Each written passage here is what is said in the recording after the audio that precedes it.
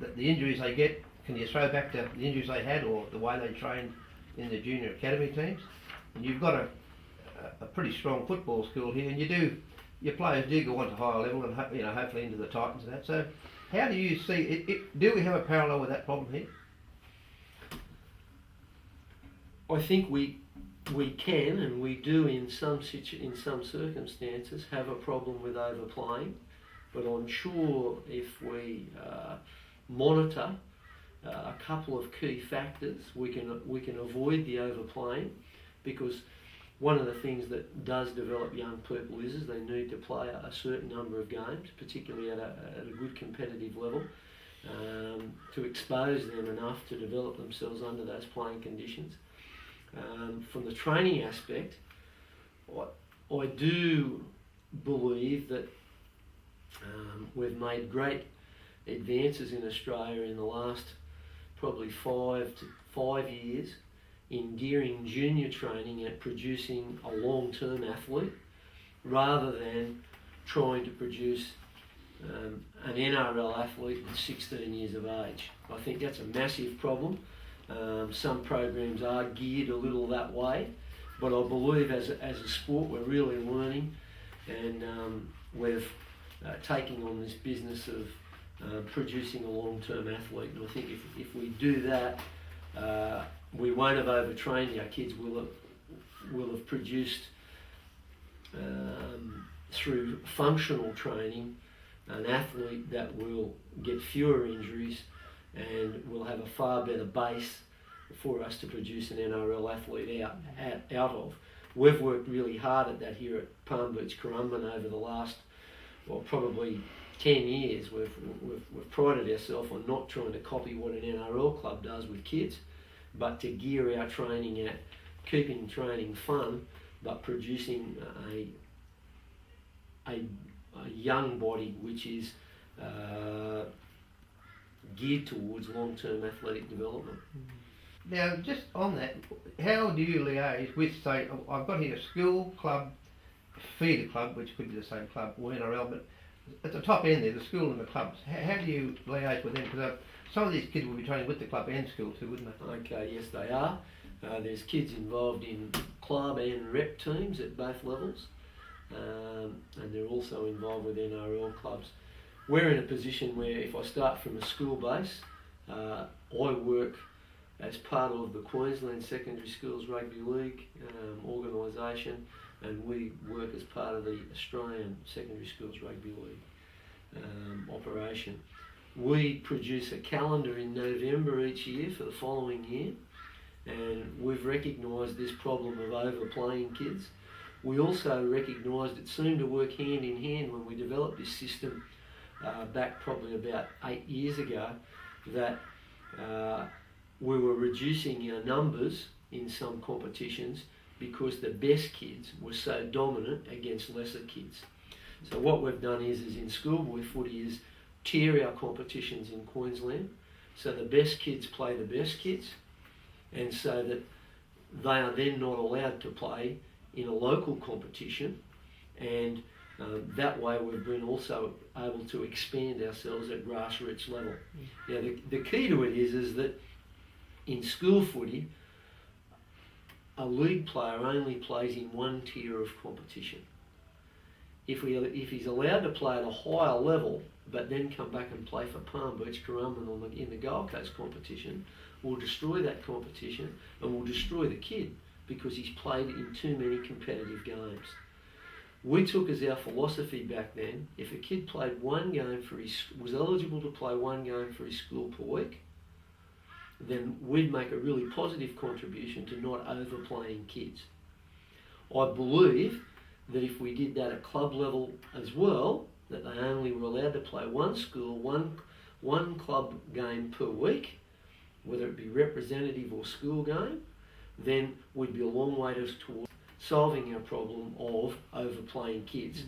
Now, people will point to schoolboys and say they play a lot of footy. Someone in my first grade side here at school, if we were lucky enough to win a national title in 2008, that would take us 14 games of schoolboy rugby league. We would be playing 3 trials, 2 to 3 trials. We would be playing 5 competition games in our elite schoolboy competition, which takes us out of the Gold Coast. Okay, we've had to accept that we forfeit that chance to win with our best kids, the Gold Coast competition, but the other good schools have done that as well. We would play 4 games in Queensland to win the Queensland title, so that would give us 12 games, and then a national semi and a national final. So if we played right through in September, it would take us 14 games. Now, also you've got to put in there's a week of South Coast trials and a week of Queensland trial, a week where there is a week where we have the South Coast trial. There's a week where we play the state schoolboys trials and the national schoolboys trials. So you're taking out, in effect, 17 weeks of footy. Okay, if we only played club footy in 17 weeks of the year and school footy in 17 weeks of the year, then you'd be back around that 28 mark, which is quite good. Now, the other thing that we've done at schoolboys footy is well, television's probably dictated that, but we're back to playing 25-minute each-way football. So a boy that wins a national title from Palm Beach, Currumbin, Ben Hannett did that when he was at school. He played 14 school games that year. He played a rep trial where he didn't play more than a South Coast trial, where he didn't play more than 50 minutes of footy that day. So add 1 to it. He went to the state trials, but where they do play for 4 days in a row. They play a game a day, 4 days in a row, and in a national title they'll play 3 to 4 games there as well. So Ben Hannett would have there topped up to he's played his 20 games of school footy. But he's an elite kid. But if he had been in a system where he could play in an elite competition for the school plus his district comp, quickly we could add another 10 or 15. So I'm really pleased with what we've done on the schoolboy front there. Okay. The trials themselves, to accommodate the state trials, where they have that band of 4 games, we don't play any school footy the week before they go away, and we don't play any school footy the week they come back. Okay? They're in a squad of 20 kids, and they play 25 minutes each way. So over the 4 days, you say they're playing 4 games, but they've probably averaged they've probably played 4 lots of about 35 to 40 minutes. So they've probably played 2 games. That's what you'd really add to it. So I think we've been really responsible and we've looked hard at that. Okay?